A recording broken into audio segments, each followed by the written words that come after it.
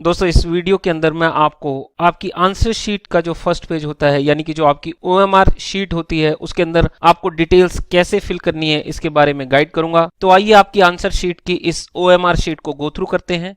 ये आपका answer sheet का फर्स्ट पेज है, ये एक स्पेसिमेन कवर पेज है जो यहाँ पर प्रोवाइड किया गया है और सेकंड पेज पर आपको सारी ही इंस्ट्रक्शंस दी गई है कि आपको क्या रूल्स एंड रेगुलेशंस को फॉलो करना है। तो इस OMR शीट को फिल करने से पहले हम इसकी इंस्ट्रक्शंस को रीड कर लेते हैं। जो इंस्ट्रक्शंस है उसमें सबसे पहली इंस्ट्रक्शन ये है कि इस पेज पर आपको आंसर नहीं लिखना है। ये आपकी आंसर शीट में जो फर्स्ट पेज होता है उसकी बैक साइड है। जो फर्स्ट पॉइंट है वो ये है कि roll number should be written in figures and words in the allotted space at the right hand corner of the cover sheet के राइट हैंड कॉर्नर पे आपको फिगर्स के अंदर अपना रोल नंबर मेंशन करना है। And second, roll number should be written in box in numbers and darken the appropriate circles of the OMR portion provided in the right hand corner of the cover page with black or blue ball point pen. तो आपको यहाँ पर अपने जो roll number लिखना है वो black या ब्लू बॉल पॉइंट पेन से ही लिखना है। And third, fill particulars such as examination, group number, paper number, subject at the appropriate space at the left hand upper corner.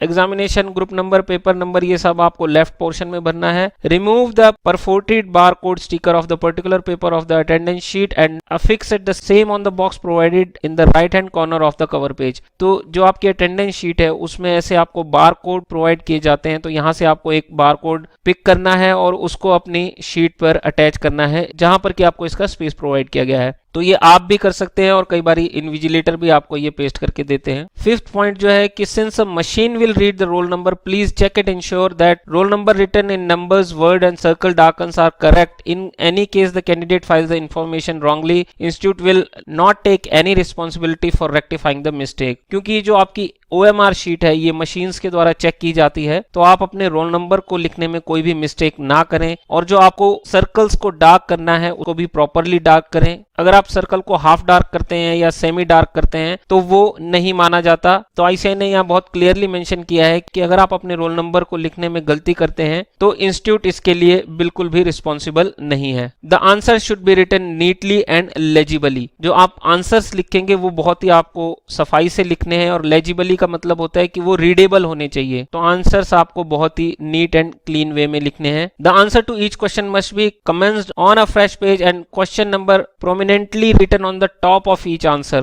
Alternatively, the question number should be distinctly written in the margin. और जब भी आप किसी नए question का answer लिखने के लिए शुरू करें तो उसको फ्रेश पेज से ही स्टार्ट करें और सबसे पहले उसका जो नंबर है वो ऊपर मेंशन कर दें। क्योंकि कई बार स्टूडेंट्स ये मिस्टेक करते हैं कि जब वो अपना आंसर लिखना शुरू करते हैं तो वो उसमें क्वेश्चन नंबर लिखना भूल जाते हैं। तो आप ये गलती ना करें और साथ में अगर कोई सब पार्ट है किसी क्वेश्चन का तो उसको आपको मार्जिन के अंदर लिखना है। तो इस चीज का आप ध्यान रखें। और जो 8th पॉइंट है उसमें ये मेंशन किया गया है कि अगर मान लीजिए कि कोई क्वेश्चन है जिसके सब पार्ट्स हैं तो आपको उस क्वेश्चन के सारे ही पार्ट्स कंटिन्यूअस वे में लिखने हैं। जैसे कि the answer to each question in the all part should be fully completed in one page और in the consecutive set of pages before the next question is taken up. तो मान लीजिए कि अगर आपका क्वेश्चन नंबर 2 है उसके अंदर ABC आपके 3 पार्ट्स हैं, तो जब आप आंसर को लिखना शुरू करें सेकंड क्वेश्चन का A पार्ट फर्स्ट पेज पे लिखें और इसी हिसाब से आपको जो कंसेक्यूटिव पेजेस हैं उसके अंदर ही उसके B और C पार्ट के आंसर लिखने हैं।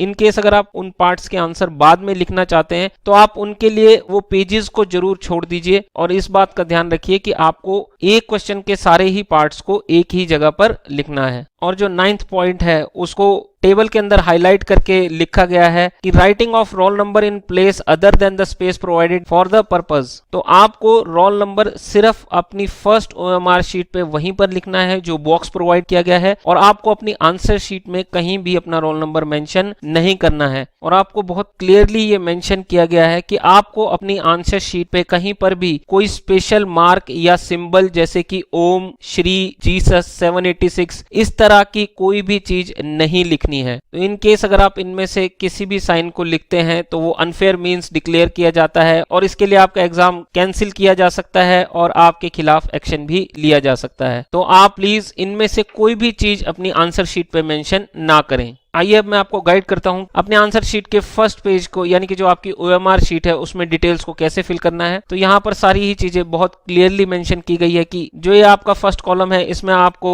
इन वर्ड्स अपने रोल नंबर को लिखना है। तो जैसे मान लीजिए कि आपका रोल नंबर 650051 है, तो इसके अंदर आपको वर्ड्स के अंदर यहाँ पर अपना रोल नंबर मेंशन करना है 6,50,051। और ये जो स्पेस प्रोवाइड किया गया है यहाँ पर आपको बार कोड स्टिकर जो आपके रिस्पेक्टिव पेपर का है अटेंडेंस रजिस्टर से निकाल कर उसे यहाँ पर पेस्ट करना है और यहाँ पर आपको अपने सिग्नेचर करने हैं। और राइट साइड में यहाँ पर आपको ब्लैक बॉल पॉइंट पेन से अपना रोल नंबर फिल करना है और इन सर्कल्स में आपको रोल नंबर डार्क करना है। जैसे कि यहाँ पर आपका फर्स्ट डिजिट जो है वो 6 है, इसलिए 6th प्लेस का जो सर्कल है उसको कंप्लीटली डार्क किया हुआ है। तो बच्चों इस चीज का ध्यान रखना कि आपको ना तो सेमी डार्क करना है और ना ही उसको हाफ डार्क करना है, आप उसको कंप्लीटली फिल करेंगे। और जो आपका सेकंड डिजिट है वो 5th है, इसलिए 5th सर्कल को यहाँ पर डार्क किया गया है और इसी तरह से आपके सारे सर्कल्स को फिल किया गया है।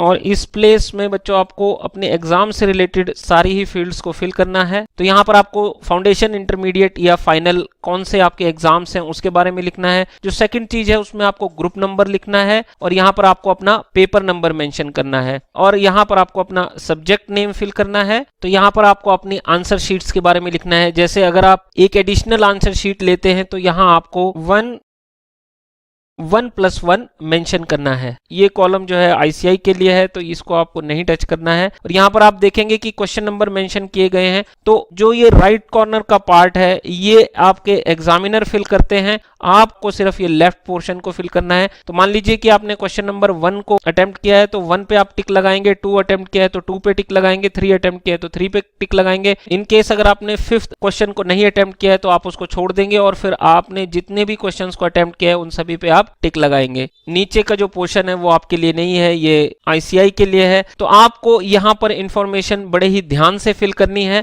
और एक और इंस्ट्रक्शंस यहाँ पर क्लियरली मेंशन की गई है कि जो आपको रोल नंबर है वो अपनी आंसर शीट में कहीं भी मेंशन नहीं करना है। रोल नंबर सिर्फ आप या तो यहाँ मेंशन कर सकते हैं या फिर आप ऊपर वर्ड्स में मेंशन कर सकते हैं। इसके अलावा आपको अपना रोल नंबर कहीं भी मेंशन नहीं करना है।